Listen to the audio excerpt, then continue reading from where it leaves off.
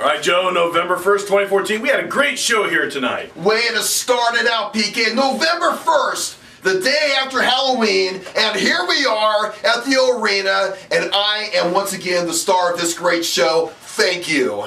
Well, Joe, once again, your confidence overshadows your ability. Well, first we start off with Bobby Popham, the CEO and owner of the OSWA, came out. He fires Zach Daniels for interfering in the match, for wrestling Goth Black at the Experience. But then he reinstated him as a wrestler, and then he rehired Frog as a referee. That's why I said that was a black mark to start November, PK, because we finally had a commissioner that could actually do the job. Who are we going to get now? Some moron again, like Gentry or Frog?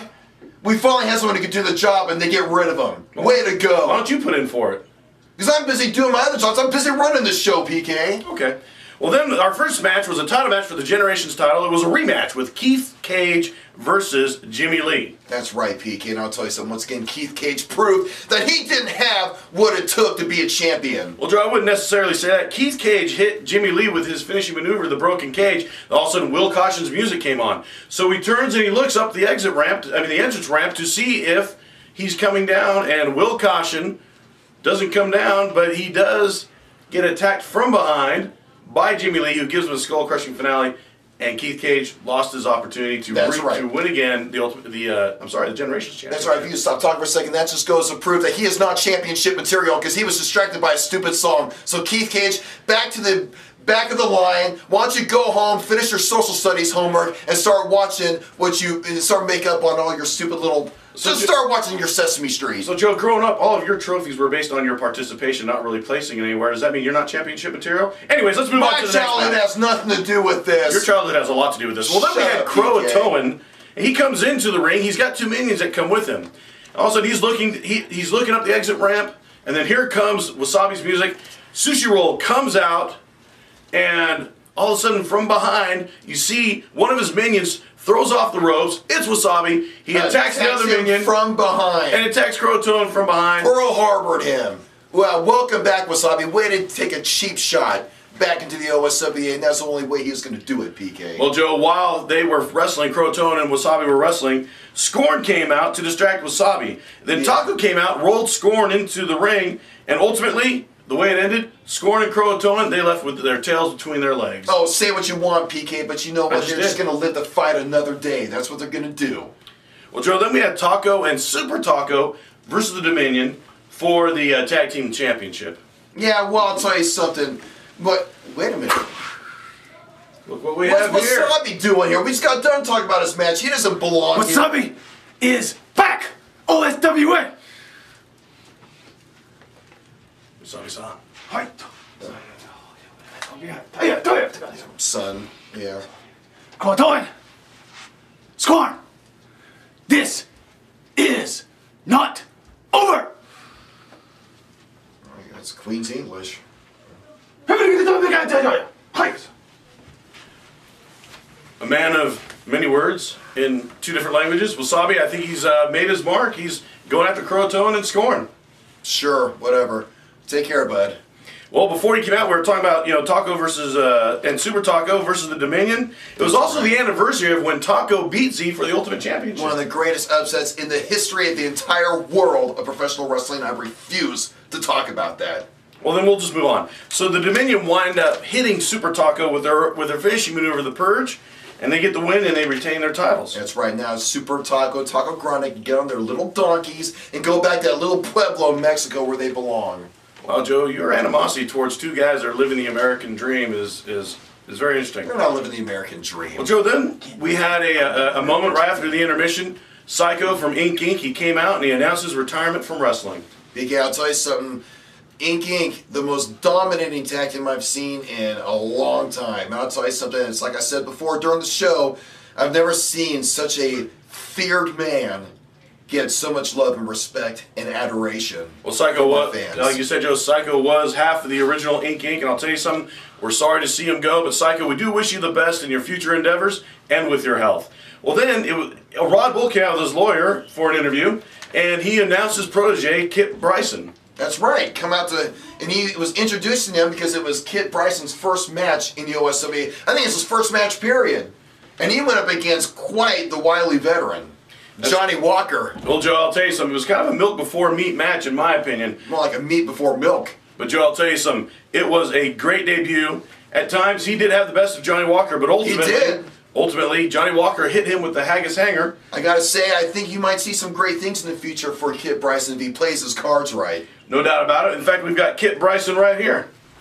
Kit, welcome to the recap. Thank you very much, guys. Kit, we did a good job tonight. Thank you. I sure do appreciate that. And I'd just like to say, I am very excited to be right here at the O, and I'm very much looking forward to all of the wonderful possibilities. No.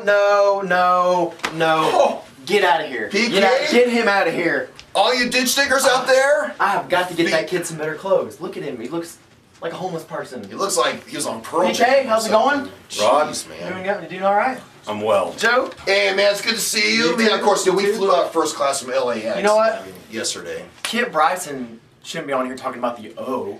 Yeah. He should be on here thanking me for buying his contract and bringing him to the O. Amen, brother. Because without him, or without me, he wouldn't be here. That's right. Well, I agree. He should thank you for that. Absolutely. But I think he should also have his moment on the recap to announce himself. No. I own him. He does what I say.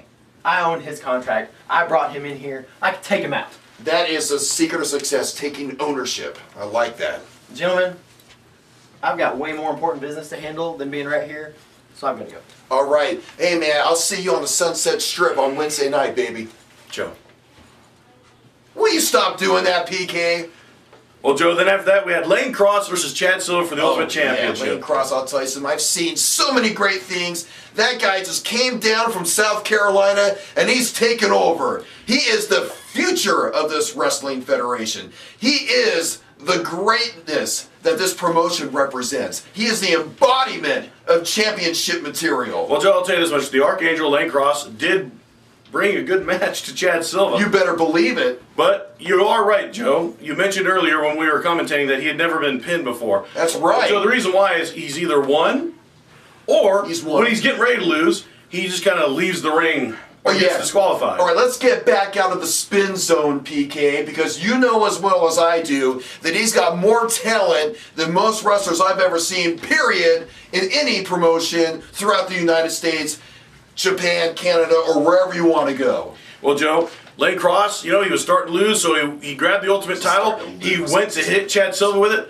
Frog, the referee, grabbed it. Then he attacked Frog. So at which point, Chad Silva then becomes the Avenging Angel. Oh, please. And attacks Lane Cross, who lost by disqualification. Very poetic, but let's face it, that champion chump, Chad Silva, his knees were busted, his legs were busted, he was going down anyway. It's just that Lane Cross was just too darn competitive. And if he is able to focus his competitiveness in the right direction, you will see plenty of gold around his waist, and you know it as well as I do, so don't try and do your spin on that. Well, Joe, I agree. He's got a lot of talent. I hope he kind of cleans things up a little bit, but I look forward to seeing him in the ring because he is exciting. Well, then we had the Golden Ticket Battle Royal. Whoever won this is able to use that ticket for any title shot that they want. You're right, but I'll tell you something, this Battle Royal was one of the most impressive ones I've ever seen. So many stories told in this Battle Royal. So many just resurrections of all these past feuds and fights that we have had before, all in a big collage here in the Battle Royal. It was just an amazing Battle Royal, PK. It was, Joe, and I'll tell you something. The first person to start it off, as he's limping back up the exit ramp, it's Lane Cross. He is our first competitor, and then Jake Hughes comes out as number 2. And like a golden-hearted fighter, Lane Cross went in there and he gave his best to those who entered the Battle Royal. He lasted a whole lot longer than people expected. And he was also our first elimination, Joe. Well, think about the battle he went through. Well, Joe, I'll tell you something. We had some great returns during this Battle Royal. Absolutely. Jamar Anderson came back, Jackson Carter, and the biggest pop of the night, Cody Fairview came back. And he went right after Jimmy Lee. White trash collided, PK. And I'll tell you something, that's one of the most colorful entrances, fights I have ever seen, and a great story told, and they brawled each other till their hearts were black and blue, baby. Well, Joe, what was real interesting was the Battle Royal itself completely changed when both Vengeance and the Monster Z were in that ring. That's right. They came in there and they were just two monsters ready to feast on all the meat that was in that ring. And they went to town on all those ham and eggers in that ring. And it was great to see. Well, then, of course, you know, Jake Hughes, he's already in there as number 2. Then all of a sudden McFly comes in. They're kind of battling back and forth with Vengeance and Z. And then, of course, our last entrance was Zach Daniels, who had been reinstated. That's right. I'm so glad to see him back in the ring where he belongs because he's just the best. Well, Joe, I'll tell you something. The most interesting twist, though, the last 2 competitors. Yeah. Jake Hughes and Alpha McFly, both of the tag team specialists. That's right. All you people out there can see their true colors. They're not friends. They're competitors, Joe. Of course they're not friends. Partners. It was all about the greed. It was all about the money. It was all about the golden ticket. They didn't care about one another. It was all about who wanted it more. Well, Joe, I'll tell you this much. Our fans who watch this and who will watch the video later on of that match will be able to see through their regular eyes and not your unmedicated view that these 2 guys were competitors, and that these 2 guys, they wanted to show that they would that one of them was going to walk out there with that golden ticket, and that the other one was going to have to earn it. And all you viewers out there will also be able to see how when Alpha McFly was on the ground after he got super kicked off the ring by Jake Hughes, how Jake was just basking in the glory while Alpha McFly was down the ring. Well, I hope Alpha McFly will remember that taste of Jake Hughes' boot that he tasted in his mouth when he got kicked, that is a taste of betrayal, and don't you forget that, McFly. Joe, I think what he's going to remember most is when his friend came out of the ring and raised his hand in victory as well. And I'll tell you something, that shows the true nature of these guys, and I'm looking forward to the tag team specialists not only succeeding as a tag team, but as well individually. Yeah, let me wipe that tear off my cheek. I'm very touched. Joe, let me give you the hanky out of your back pocket then. Well, folks, I'll tell you something. We had a great show here tonight. You can catch these recaps and recaps from the past and any other promotional videos on our Facebook page at facebook.com/OSWA Entertainment. You can go to OSWAentertainment.com. That can link you to all these things. You can follow us on Twitter as well with the handle at OSWA Entertainment. And we will be back here November 15th. It's going to be a great card. I'm looking forward to it. I'm even looking forward to being with this guy and actually spending some time with my brother. It's great to be truthful, PK. I know you look up to me. I know that you wish you were me. I know you had I know you wish you had my looks, my money, my brains. I know. And so it's great to have someone who really appreciates who I truly am. Well, folks, we'll see you back here in 2 weeks.